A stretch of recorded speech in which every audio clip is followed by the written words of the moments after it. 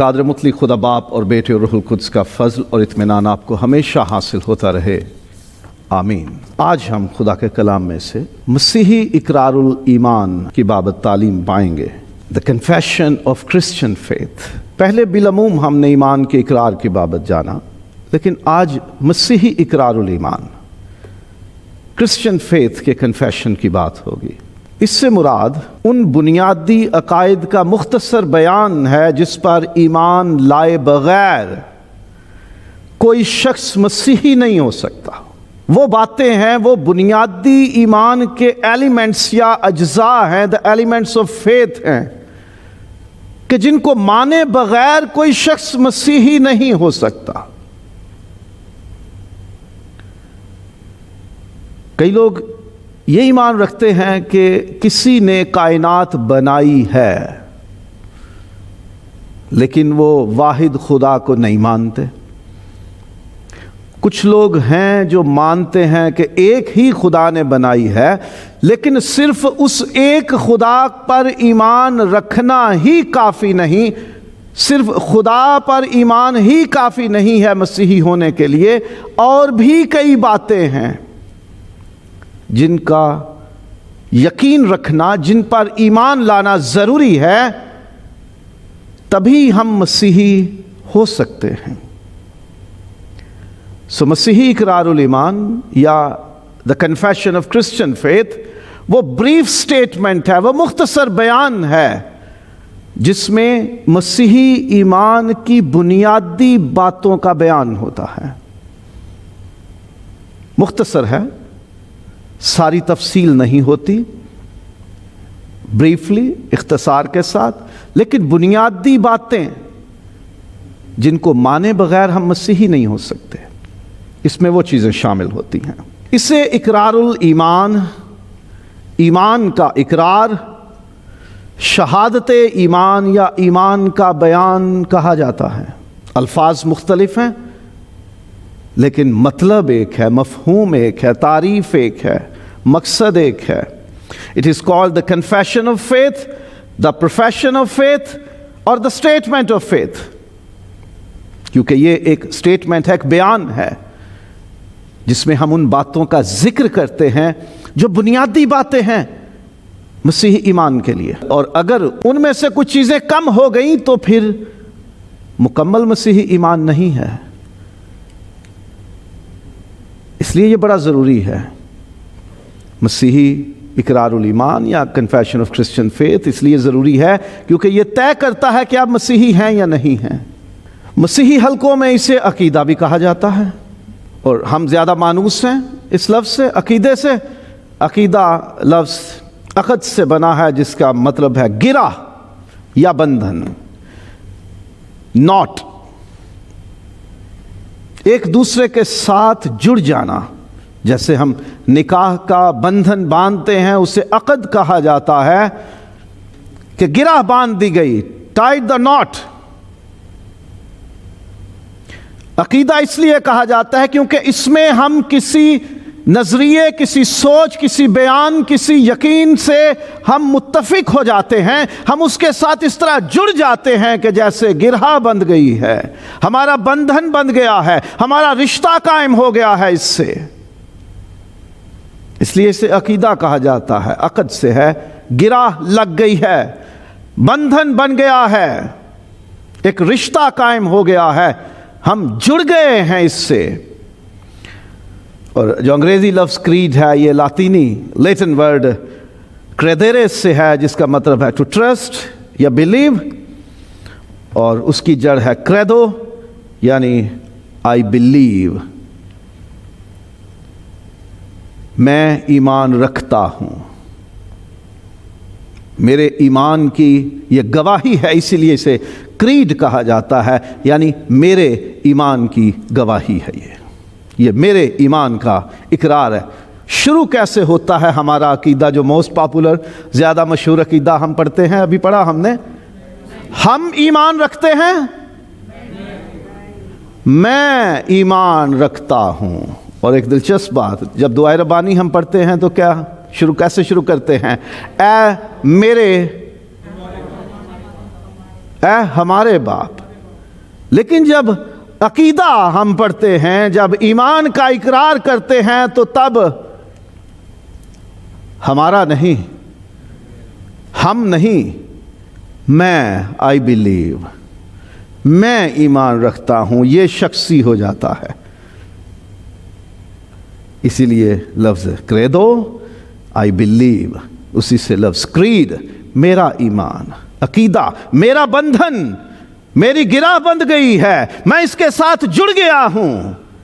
جیسے نکاح کا رشتہ بند گیا ہے میرا، اسی طرح میرے ایمان کا رشتہ اس بیان سے، اس عقیدے سے، ان باتوں سے بند گیا ہے۔ مسیحی کلیسیائی تاریخ میں ایمان کے اقرار کے طور پر 4 مشہور ترین بیانات یا عقیدے استعمال کیے جاتے رہے ہیں۔ بہت سے عقیدے بنائے گئے، سٹیٹمنٹس ہیں یہ بیانات ہیں، لیکن 4 زیادہ مشہور ہوئے ہیں۔ یہ چاروں، ان میں رسولوں کا عقیدہ جو سب سے زیادہ مشہور ہے، ہم پڑھتے ہیں۔ دوسرا ہے نکایا کا عقیدہ، نائسین کریڈ، یہ رسولوں کے عقیدے کی اور زیادہ تشریح ہے، یہ ذرا زیادہ لمبا ہے۔ کلسیدانیوں کا عقیدہ، چلسیڈونین کریڈ اور ایتھنیسین کریڈ، ایتھناسیس کا عقیدہ، یہ سب سے لمبا ہے، یہ تو یاد بھی نہیں ہوگا کسی کو، بہت لمبا ہے، طویل ہے۔ یہ کئی عقیدے تھے جو کلیسیاؤں نے تیار کیے، ترتیب دیے، لیکن یہ 4 سب سے زیادہ مشہور ہیں۔ کوئی بھی عقیدہ ہو بہو بائبل میں درج نہیں ہے۔ دعائے ربانی ہمارے پاس، دی لارڈس پریئر، بائبل میں درج ہے۔ متی کی انجیل میں باب نمبر 6 ہے، دعائے ربانی ایز اٹ از لکھی ہوئی ہے، لیکن کوئی بھی عقیدہ ایز اٹ از نہیں لکھا ہوا۔ لیکن ہر ایک عقیدہ جو تیار کیا گیا، اس کی بنیاد بائبل مقدس کی تعلیم ہے۔ بائبل کی ان 66 کتابوں میں سے، پیدائش سے لے کر مکاشفہ تک، ان کتابوں میں سے بنیادی تعلیم کے اجزاء یا ایلیمنٹس چن کر ایک جگہ پہ لکھے گئے، انہیں ترتیب دیا گیا اس طور کہ ایمان کے لیے جو ضروری باتیں ہیں وہ اس میں ضرور شامل ہوں۔ وہ ایک جگہ اکٹھی کر دی گئی اور عقیدہ تیار کر دیا گیا۔ جتنے عقیدے بنائے گئے ہیں، اور یہ 4 جو مشہور ہیں جن کا ذکر میں نے کیا، رسولوں کا عقیدہ، نکایا کا عقیدہ، کلسیدانیوں کا اور ایتھناسیس کا، ان میں بنیادی باتیں ایک جیسی ہیں، کوئی بنیادی اختلاف نہیں ہے۔ ہاں، جو رسولوں کا عقیدہ ہے یہ مختصر ترین شکل ہے، اور دوسرے جو ہیں وہ تفصیل، اس کو زیادہ واضح طور پر بیان کیا گیا ہے، تشریح کر دی گئی ہے، ایکسپوزیشن کر دی گئی ہے، سو ان کی ڈیٹیل زیادہ کر دی گئی ہے، انہیں لمبا کر دیا گیا ہے تاکہ کوئی پڑھے تو اسے واضح طور پر سمجھ آتی جائے کہ اس جملے میں کیا کیا باتیں شامل ہیں۔ سو فرق نہیں ہے عقیدوں میں بنیادی طور پر۔ مثال کے طور پر ہم رسولوں کا عقیدہ شروع کرتے ہیں، میں ایمان رکھتا ہوں خدا قادر مطلق باپ پر۔ کسی اور عقیدے میں اس جملے کی جگہ کوئی اور ہستی شامل نہیں کی گئی۔ خداوند یسوع مسیح کے بارے میں، خدا کا بیٹا کنواری سے پیدا ہوا، روح القدس کی قدرت سے پیدا ہوا، مصلوب ہوا، مر گیا، دفن ہوا، اور پھر آسمان پہ چڑھ گیا، اور پھر آنے والا ہے، عدالت کرنے کے لیے آئے گا، یہ ساری باتیں سب میں شامل ہیں، لیکن کچھ وضاحت کر دی گئی ہے کہ وہ خدا کا بیٹا ہے، حقیقی نور سے حقیقی نور ہے، حقیقی خدا سے حقیقی خدا ہے، وہ مخلوق نہیں ہے، وہ مولود ہے، وہ ازلی ہے۔ کوئی ایسا وقت نہیں تھا کہ جب بیٹا نہیں تھا، وہ باپ اور روح القدس کے ساتھ ازل سے ہے۔ سو اس طرح سے تشریح کر دی گئی ہے۔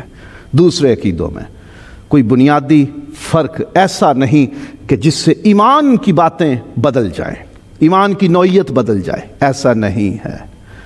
یہ اپنے بنیادی عقائد کو جاننے اور پہچاننے کے لیے ضروری ہے۔ یہ کئی لوگ اعتراض کرتے ہیں جی کیوں عقیدہ بنایا گیا جب بائبل میں لکھا نہیں گیا؟ تو جب دعائے ربانی لکھی ہوئی ہے ہم پڑھ لیتے ہیں تو لوگ اس پہ بھی اعتراض کرتے ہیں کہ جی یسوع نے یہ تھوڑی کہا تھا کہ جب بھی دعا کرو تو یہی دعا کرنا۔ نہیں، اس میں ہمارا فلسفہ فرق ہے۔ یسوع کے سکھائے ہوئے الفاظ سے بہترین الفاظ دنیا میں ہو سکتے ہیں؟ ہماری دعائیں تو دلی دعائیں، ہمارے الفاظ، ہمارے جذبات، ہماری مجبوریاں، ہماری ضرورتیں ہیں، اور جب ہمارے لفظوں میں تاثیر کم ہے تو ہم وہی الفاظ کیوں نہ استعمال کر لیں جو یسوع نے سکھائے ہیں؟ ان کی تاثیر تو کائنات کی ساری کتابوں اور ساری زبانوں سے زیادہ ہے نا۔ تو ہم تو اپنی دعاؤں کی جو کمی رہ جاتی ہے وہ یسوع کے الفاظ میں پوری کر دیتے ہیں۔ تو کسی کو اگر اعتراض ہے ہمارے اس دعائے ربانی پڑھنے پہ تو ہوتا رہے، ہاں، لیکن ابھی عقیدے پہ بات کرتے ہیں۔ جی کیوں تیار کیے گئے؟ اس لیے تاکہ جو بھی مسیحی ایمان میں آئے اور اس میں قائم رہنا چاہے اسے معلوم ہو، اسے سمجھ ہو کہ میں نے کن باتوں پر بنیادی ایمان رکھنا ہے، میرے ایمان کے بیسک ایلیمنٹس، بنیادی اجزاء کیا ہیں۔ بائبل میں لکھا ہے، خداوند یسوع مسیح نے پوچھا کہ لوگ میرے بارے میں کیا کہتے ہیں؟ پہلے جواب دیا رسولوں نے، کچھ کہتے ہیں تو پرانے نبیوں میں سے ہے، کوئی یوحنا ہے، کوئی ایلیا ہے۔ یسوع نے کہا تم مجھے کیا کہتے ہو؟ یہ ضروری ہے، تم مجھے کیا کہتے ہو؟ اپنے ایمان کے بارے میں جاننا اور سمجھنا ضروری ہے۔ رومیو باب نمبر 10 اور دوسری آیت میں لکھا ہے وہ ایمان تو رکھتے ہیں لیکن سمجھ کے ساتھ نہیں۔ سمجھنا ضروری ہے۔ یسایہ 43 باب میں لکھا ہے خدا خود کہتا ہے کہ تم میری ذات، میری شخصیت، میرے اختیار، میرے کردار کے گواہ ہو، تمہیں بننا ہے میرے گواہ۔ اپنے ایمان کو جاننے اور سمجھنے کے لیے ایک سٹیٹمنٹ، ایک بیان کی ضرورت رہتی ہے۔ ہر کسی کو معلوم ہو کہ یہ بنیادی باتیں ہیں جن پر ایمان لانا ضروری ہے۔ اس لیے اب کسی کو بولو جی میں نے مسیحی ایمان اپنانا ہے تو کس پہ ایمان لاؤں؟ اس کو یہ کتاب تھما دو۔ اب وہ کتنے مہینے لگائے گا، کتنے سال لگائے گا اس کو پہلے پڑھنے میں، پھر سمجھنے میں۔ لیکن جب اس کو ہم اپنے ایمان کا اقرار جو ہم ایک چھوٹے سے بیان کی صورت میں کرتے ہیں، اس کو وہ پڑھا دیں، سمجھا دیں، وہ جان لے اسے کہ یہ وہ باتیں ہیں جن پر ایمان لانا ضروری ہے، تو اس کے لیے سمجھنا آسان ہوگا۔ یہ اس کتاب کو پڑھنا اور اس کی گہرائیوں میں اترنا یہ زندگی بھر کا عمل ہے، لیکن ایمان لانے کے بارے میں، ایمان لانے کے لیے، اس پر قائم رہنے کے لیے کچھ بنیادی باتوں کا ہونا ضروری ہے۔ اس لیے یہ عقیدہ ضروری ہے، ہم اپنا ایمان جانیں اور سمجھیں۔ پھر یہ اپنے ایمان کو یاد رکھنے کے لیے ضروری ہے۔ بھائی کس پہ ایمان ہے؟ میں بھول گیا میرا ایمان کس پہ ہے، مجھے تو پتہ ہی نہیں ہے۔ اس لیے یاد کروایا جاتا ہے، یہ بچوں کو یاد کروایا جاتا ہے۔ پولس رسول نے تیموتھیوس کو دوسرا خط لکھتے ہوئے پہلے باب میں یہ تلقین کی ہے کہ وہ باتیں، وہ ایمان کی باتیں، ان کا خاکہ یاد رکھ، کبھی بھولنے نہ پائے تجھے۔ عقیدہ ایک سٹیٹمنٹ ضروری ہے، ہمیں یاد رہے کہ ہمارا ایمان کن باتوں پہ ہے، اور یہ بدعات اور غلط تعلیمات سے بچنے کے لیے بھی ضروری ہے۔ اگر ہمارے پاس کوئی ایمان کا بیان، کوئی عقیدہ، کوئی سٹیٹمنٹ نہ ہو تو ہمیں کیسے پتا چلے گا کہ نہیں یہ بات ہمارے ایمان کے خلاف ہے؟ کوئی کمپنی ہے، کوئی آرگنائزیشن، کوئی تنظیم ہے، اس کے کوئی بائی لاز، کوئی قانون، کوئی قاعدے، کوئی اصول ہوتے ہیں۔ کوئی گیم کھیلتے ہیں، سپورٹس ہے تو اس کے بھی اصول ہیں، قانون ہیں کچھ۔ ان سے ہٹ کے کچھ ہوگا تو کہہ دیا جاتا ہے جی یہ خلاف ہے، یہ قابل قبول نہیں ہے۔ ہم لوڈو کھیلتے ہیں نا گھروں میں، تو اس میں بھی کہتے ہیں جی 3 6 سڑ جائیں گے، 4-6 چل جائیں گے، اور ایک پگانے کے بعد اور ایک کسی کی گوٹ مارنے کے بعد باری ملے گی، یہ پہلے طے کر لیا جاتا ہے، اور پھر اس کے خلاف نہیں جا سکتا کوئی بھی پلیئر۔ اگر ہمارے پاس ایمان کا کوئی بیان نہیں ہے، کوئی مختصر شکل نہیں ہے، تو پھر تو ہمارا ایمان محفوظ بھی نہیں ہے، کچھ بھی شامل کر دو۔ تو ہمیں اگر یہ عقیدہ سامنے رہتا ہے، یاد رہتا ہے، ہمیں اس کی سمجھ ہے، تو پھر ہم غلط تعلیم سے اور بدعت سے، جھوٹی تعلیم سے ہم دور رہیں گے۔ کوئی بھی چیز اس کے خلاف آئے گی تو ہم اس سے بچے رہیں گے۔ اور یہ خدا کے حضور اپنے ایمان کے اقرار کے لیے بھی ضروری ہے۔ پچھلے جمعے بھی ہم نے اس پہ بات کی کہ خدا کے حضور اپنے ایمان کا اقرار ضروری ہے، اگرچہ وہ دلوں کے حال جانتا ہے، تو بھی وہ چاہتا ہے کہ اپنے منہ سے اقرار کیا جائے، اور یہ انسانوں کے سامنے بھی اپنے ایمان کی گواہی کے لیے ضروری ہے۔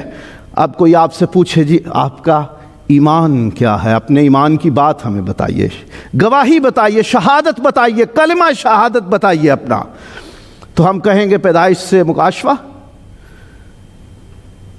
کہاں کہاں سے شروع کریں گے اور کیا کیا بتائیں گے، اسے ساری باتیں کہاں سے ہم اکٹھی کریں گے؟ یہ چند جملے ہیں جو اگر ہم یاد کر لیتے ہیں، ہمارے دل میں ہے، ہمارا ایمان اور یقین ان پہ ہے، انہیں سمجھتے ہیں، تو ہم بتا دیتے ہیں کہ یہ میرے ایمان کی گواہی ہے۔ یہ عقیدہ یا خاکہ یا یہ بیان یا سٹیٹمنٹ یہ ضروری ہوتی ہے، اور یہ ایمانداروں میں یگانگت اور اتحاد کے لیے ضروری ہے۔ جب ہم مل کے اسے پڑھتے ہیں تو جو اسے دل سے اور اپنے پورے یقین کے ساتھ پڑھتے ہیں، اس کا مطلب یہ ہے کہ ہم ایمان میں ایک ہیں، ہمارا ایمان ایک ہے۔ ہاں، کچھ باتوں پہ اختلاف ضرور ہوگا، بپتسمہ کیسے دیا جائے، کتنی عمر میں دیا جائے، کس صورت میں دیا جائے، اس پہ فرق ہوگا، عبادت کے طریقے پہ فرق ہوگا، لیکن کیا باپ اور بیٹے اور روح القدس پہ ہمارا اختلاف ہے؟ نہیں۔ کیا گناہوں کی معافی، جسم کے جی اٹھنے اور ہمیشہ کی زندگی پہ اور عدالت پہ ہمارے اندر اختلاف ہے؟ نہیں ہے۔ یہ عقیدہ ہمیں جوڑ دیتا ہے۔ یہ عقیدہ جب کلیسیا میں پڑھا جاتا ہے، اس کا اقرار کیا جاتا ہے، تو یہ کلیسیا میں یگانگت، اتحاد، یونٹی کا اظہار ہوتا ہے۔ اور یہ میں گزارش کروں کہ پوری دنیا میں کوئی بھی شخص اگر ہمارے مسیحی اقرار الایمان کے ساتھ ایگری کرتا ہے، متفق ہے، تو وہ ہمارا ہم ایمان ہے۔ ثانوی باتیں ہیں دوسری،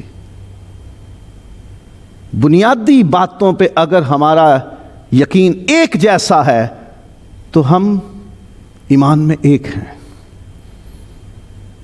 کلیسیائی انتظام اور کچھ ذیلی تعلیمات میں اختلاف ہو سکتا ہے، وہ ایک گھر میں سب میں اختلاف ہو سکتا ہے، ایک ہی باپ کی اولاد میں اختلاف ہو سکتا ہے، سمجھ میں، سوچ میں فرق ہو سکتا ہے، لیکن جب ہم ایمان کی بنیادی باتوں پر متفق ہیں تو سب ہم ایمان ہیں، ایک ہیں، مسیح کے ایک ہی بدن کے مختلف حصے ہیں ہم۔ ضروری ہے۔ افسیوں باب نمبر 4 اور آیت نمبر 13 میں ضرور یہ پڑھنا چاہوں گا۔ جب تک ہم سب کے سب خدا کے بیٹے کے ایمان اور اس کی پہچان میں ایک نہ ہو جائیں۔ ایک ہونا ہے ایمان میں اور بیٹے کی پہچان میں۔ یہ عقیدہ ہمیں ایک بناتا ہے۔ اسی لیے میں اکثر کہتا ہوں کہ ہمارا تعلق کسی بھی کلیسیا سے ہے، کسی بھی تنظیم سے ہے، کسی بھی فرقے، گروہ، جماعت سے ہے، اگر ہم رسولوں کے عقیدے پہ متفق ہیں تو ہم ایک ہیں، ایمان میں ایک ہیں، ہم خدا کے بیٹے اور بیٹیاں ہیں۔ ہمیں اختلافات کو کم کرنا ہے، اور جن باتوں میں ہم ایک ہیں ہمیں انہیں بڑھاوا دینا ہے۔ ایمان کی بنیادی باتوں کو ذہن میں رکھیں، یاد رکھیں، سمجھ کے ساتھ اس ایمان پہ قائم رہیں اور کوشش کریں کہ ایک رہیں۔